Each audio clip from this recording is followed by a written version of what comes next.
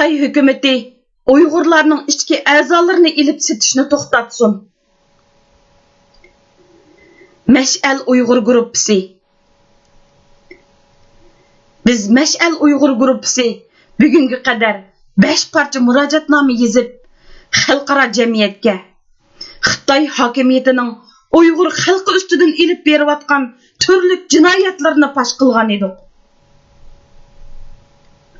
Bu qitim biz oldingi murojaatlarimizda o'tirg'i qo'ygan jinoyatlardan og'ir va qabih bo'lgan yana bir jinoyatni, ya'ni Xitoy hukumatining Uyg'urlarning ichki a'zolarini tirik turg'izib elish, setish va bu orqali Uyg'urlarni Xitoy hokimiyati organ sudisining qurboni qilishdek insoniyatga qarshi jinoiy qilmishlarni dunyoga jakarlaymiz. Organ ko'chirish bo'lsa, Xitoyda 1960-yillardan boshlangan bo'lsa-mu, toki 2015-yilgacha organ ko'chirish xizmatlari sistemlashmagan. Shundaqdimi, yillardan buyon qanchilgan kishilarning organ tijoratining qurboni bo'lganligini hozirgacha mo'ljallash intayin mushkul. Xitoy hukumat tarafining axborot vositalariga asoslanganda, Xitoyda har yili 10 ming atrofida odam a'zosini ko'chirish operatsiyasi ilib berilganligi taxminan qilinadigan bo'lib, bu sonning 60 mingdan 100 minggacha ekanligi mo'ljallanadi. 10 yillik organ ko'chirishni tekshirish nomli to'platda mundaq deyiladi. Xitoyda har yili minglagan odamlar maxfiy o'ldiriladi. Hamda ularning ichki a'zolari a'zo ko'chirish operatsiyasi uchun sug'urib. Undaqda kimlar o'ldiriladi? Bular asosan diniy va milliy sabablar tufaylidan turmaga tashlangan Uyg'urlar, Tibetlar, maxfiy xristian muridlari va Xitoyda ma'ni qilingan Falun Gong muridlaridir. Dokladda aytilishicha, yana Xitoydagi organ ko'chirish harakatida Xitoy hokimiyatining qo'llashi va qonun taftish o'rinlarining hamkorligi muhim o'rinda turadi. Xitoy davlati ichida 1999-yildan keyin natsistlarning yig'ilish lageriga o'xshash o'rinlar qurilgan bo'lib, bu yerda intayin ko'p Uyg'urlar, Falun Gong muridlari va boshqa diniy va siyosiy mahbuslar qamalgan. Bu lagerlardagi mahbuslar xohlagancha o'ldirilib, ularning ichki a'zolari ilib olinadi. Xitoyda organ atkazchiligidan iborat mundaq bir jinoiy qilmishning borligi 2006-yili 3-oyda Anni va Peter ismli ikki guvohchining guvohlik berishi bilan Xitoy kommunistlarining Falun Gong muridlarini va Uyg'ur, Tibet, Xitoy qatorliq millatlarni diniy e'tiqod, o'xshamagan fikr va turli siyosiy jinoyatlar sababi bilan tutqun qilib, ularning ichki organlarini qonunsiz ilish va setish maqsadida qabihlarcha odam o'ldirilayotganligidek jinoyatlari dunyo jamoatchiligi oshkorlangan edi.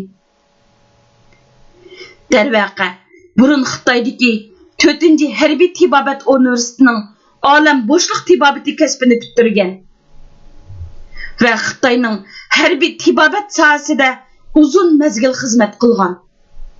Va 1995-yili Amerikaga kelgan doktor Wang Jiyan mustaqil tekshirish guruhi tashkillab 10 yil jafoliq izdanish va tekshirib isbot to'plash orqali ikki qismli Polatdak paketlar nomidagi Xitoyning organ sodisi va buning qurboni bo'layotgan kishilar haqidagi hujjatlik filmni ishlab, butkul dunyoga ko'p xil tillarda tarqitib, dunyo jamoatchiligi orasida nihoyat kuchli g'ulg'ula paydo qilgan edi.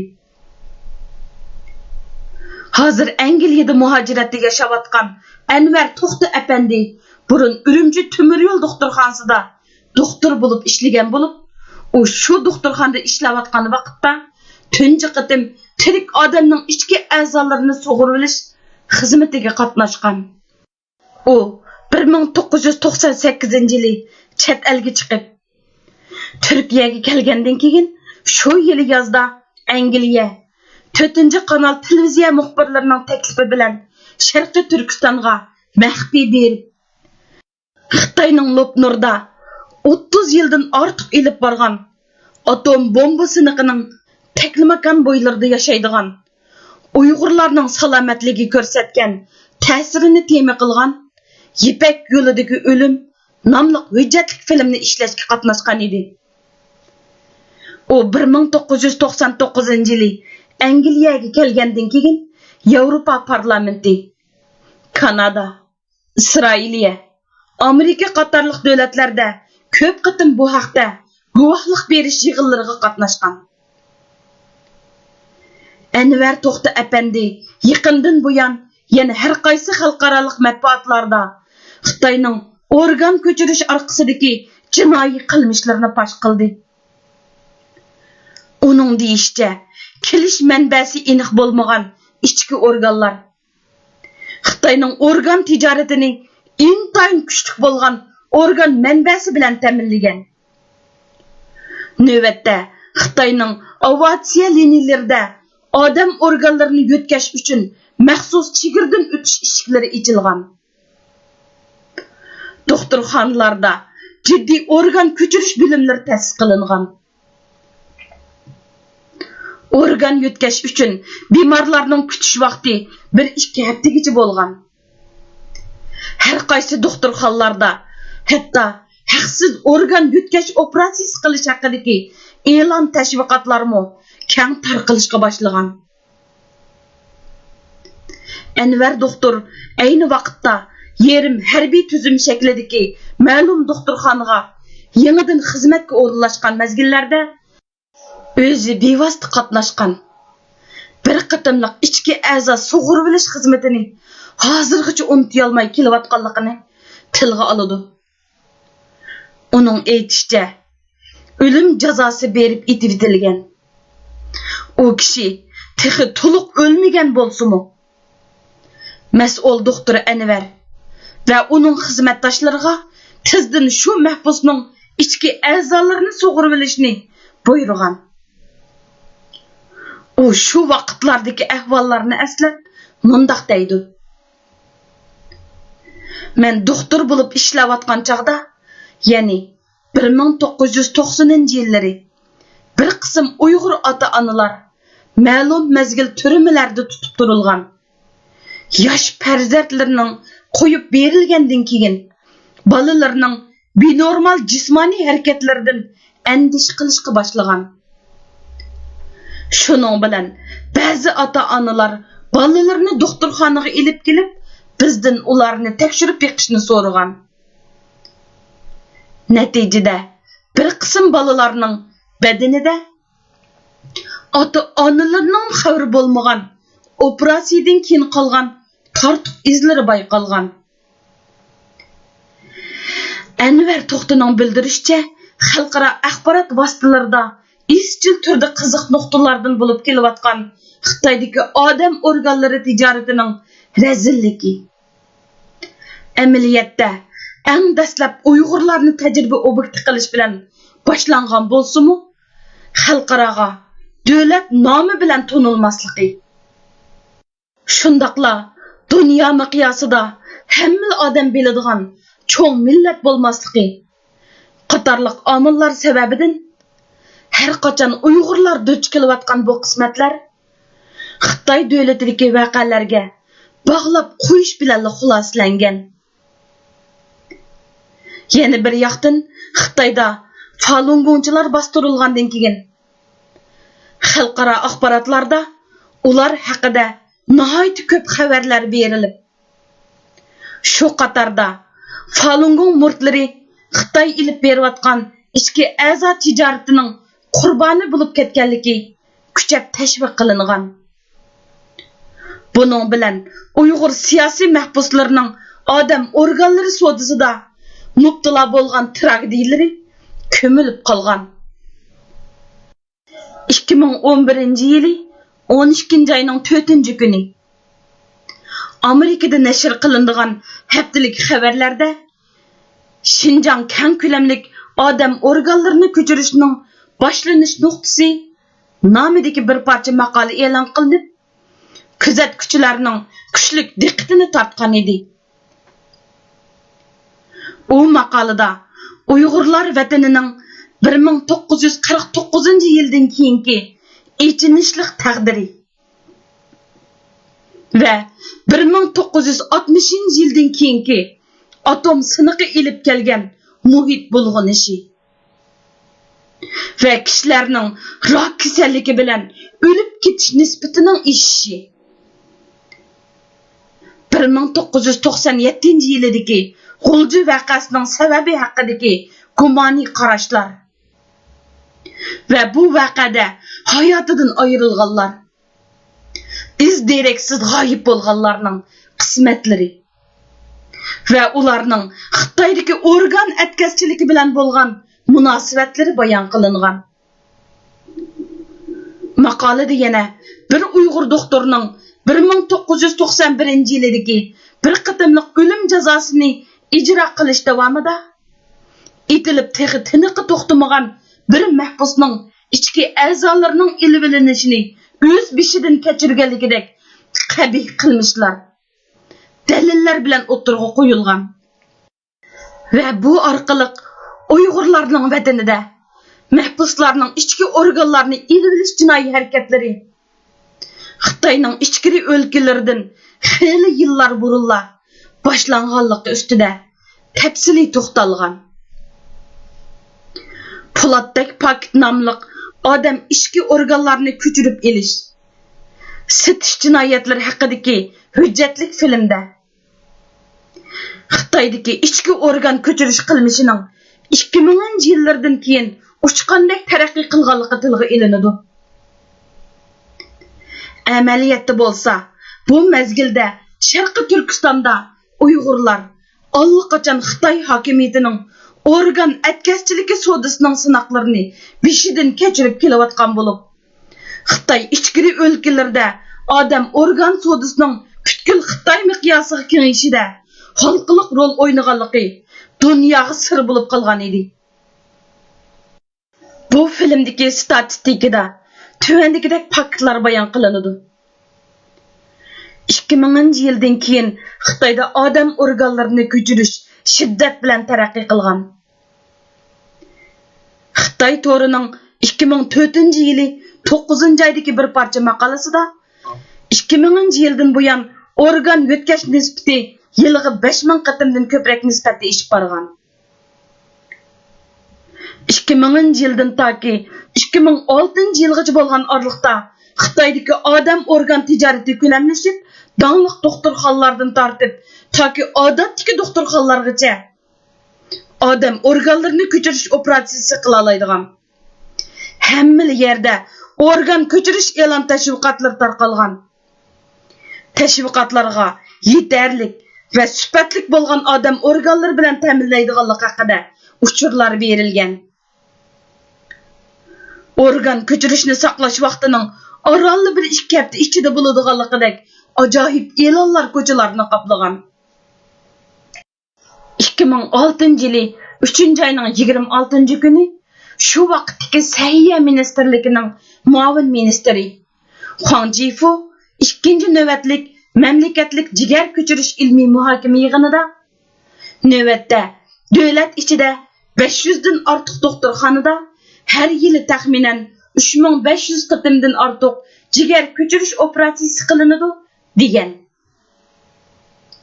2006-yili 11-oyda Huang Jifu mamlakatlik odam organlarini ko'chirish texnikasini kilinkalik ishlatishni boshqarish yig'inida so'z qilib, 2004-yilgacha bo'lgan odam organlarini ko'chirish strategiyasini o'tirg'a qo'ygan. Buning ichida tuvandagidek ma'lumotlar bor. Birinchi jadvalda Huang Jifu 2006-yili 11-oyda ta'minlagan 2000-yildan 2004-yilgacha ilib borgan cho'ng a'zolarni almashtirish umum soni bo'lib yillik mo'lchar soni bo'yicha hisoblagan. 2009 yili 9-oyda Xitoy Tibobat ilmi nazariyasi jurnalida odam organlari taqdim qilguvchi davlatlarning harakati nomida bir parcha maqol e'lon qilingan bo'lib, bu maqolada 2000-yildan 2008-yilgacha bo'lgan odam organlarini ko'chirish umumiy soni statistikalangan. Birinchi va ikkinchi jadvalga qaraydigan bo'lsak, garchi ikki jadval vaqt jihatda qaytarilib ketgandek tursa-mu, lekin yillik mo'lchar soni jihatda ro'shan farqi bor.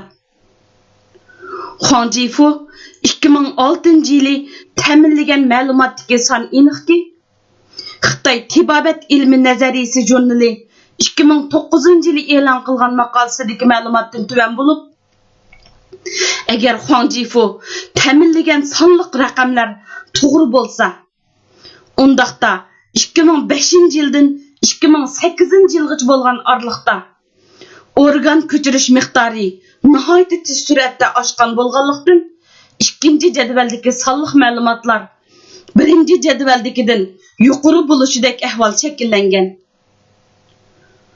Huang Jifu 2007-yili 5-oyda ikki o'xshamagan matbuotda 2005-yildagi jigar ko'chirish operatsiyasining sonini bir qitimda 2500, yana bir qitimda 3500 qitim deb tilga olgan bo'lib, darvaqa u Xitoydagi doktorxonalarning zodi qanchalik odam ichki organlarini ko'chirib olganligini aniq deb berilmagan.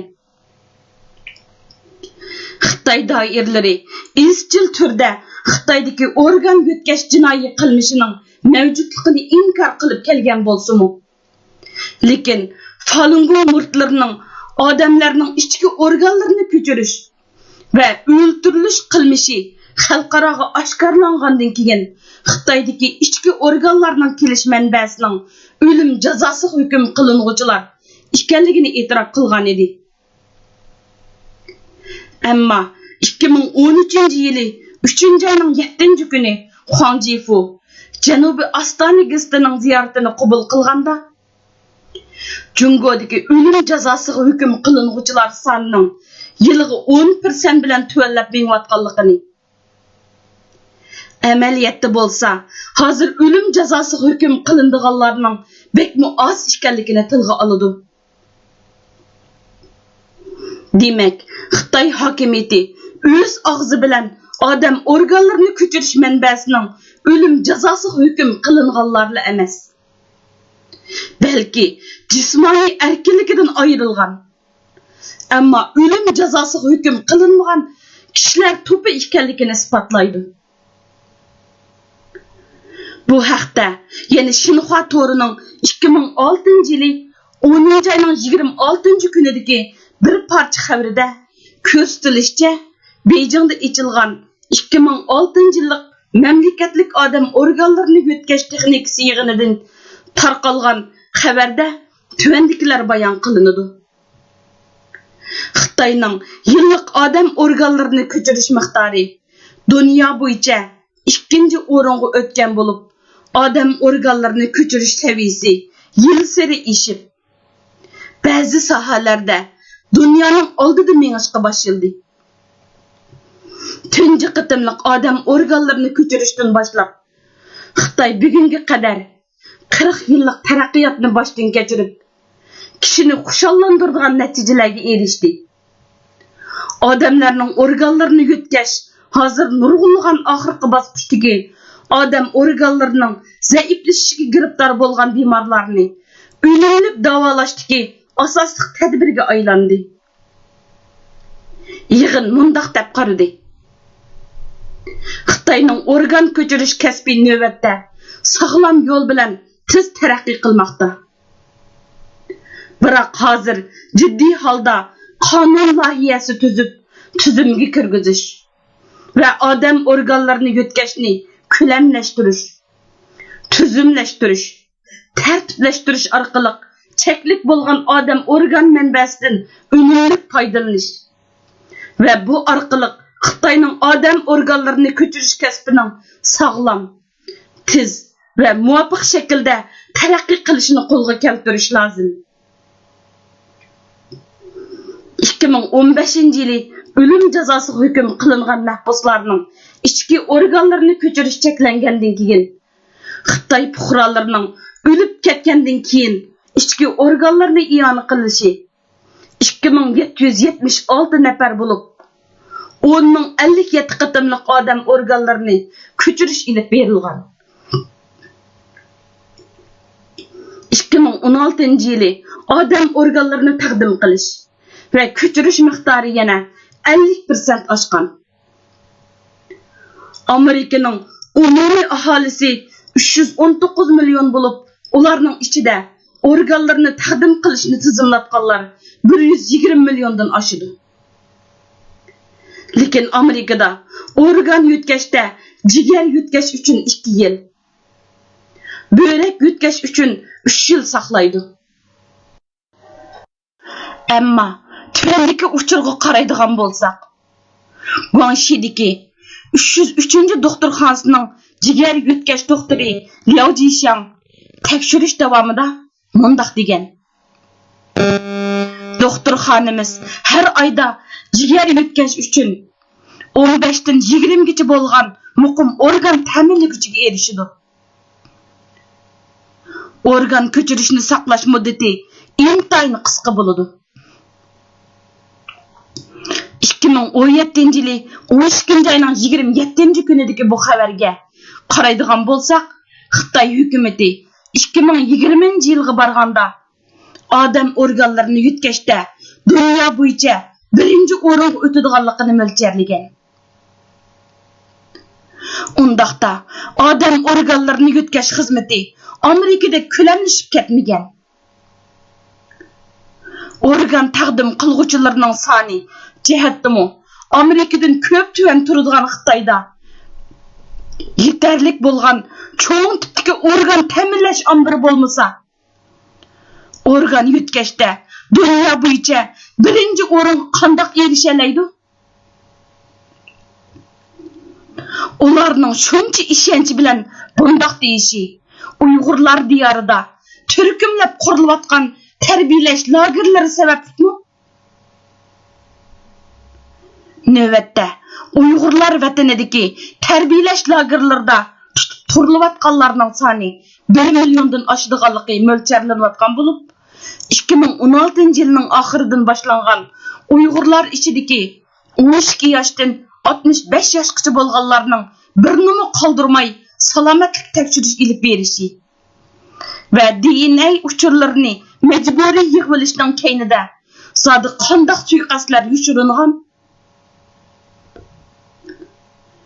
O'tgan yili Xitoy ichidagi tarixo'rlik, qarqo'l va hukumat shirikligini pash qilish bilan dunyoga tunilgan Xitoy boy Guoyingoy apandimmo o'tgan yili ko'p qatim Uyg'urlarning ichki organlarining qonunsiz ko'chirilish qilmishiga doir voqealarni pash qilgan bo'lib, 2017-yili 9-oyning 1-kunidagi pash qilish filmida Xitoyning sobiq raisi Jiang Zeminning o'g'li Jiang Mianxinga böbrek almashtirish uchunla 5 Uyg'urni o'ldirganligi,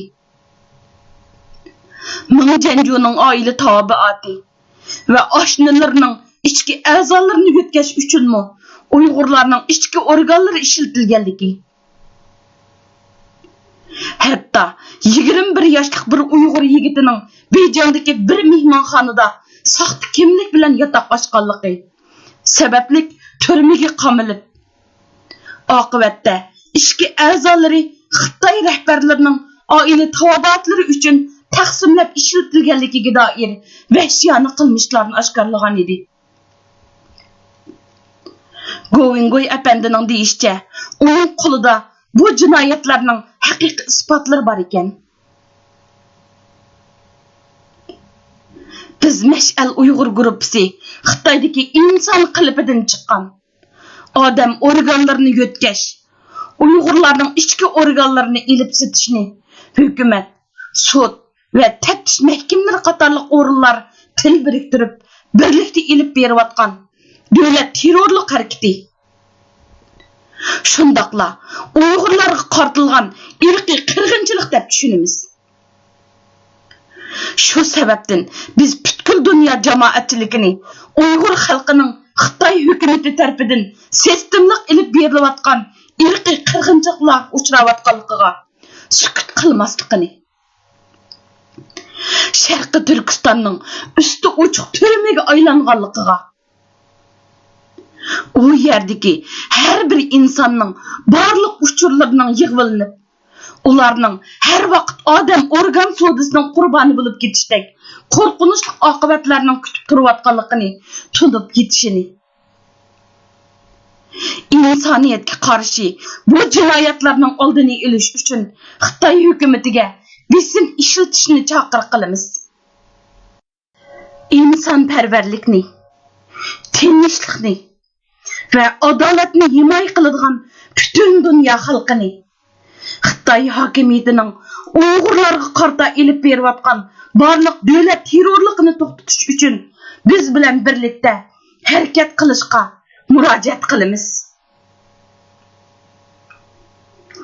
2018 yili e'lon qilingan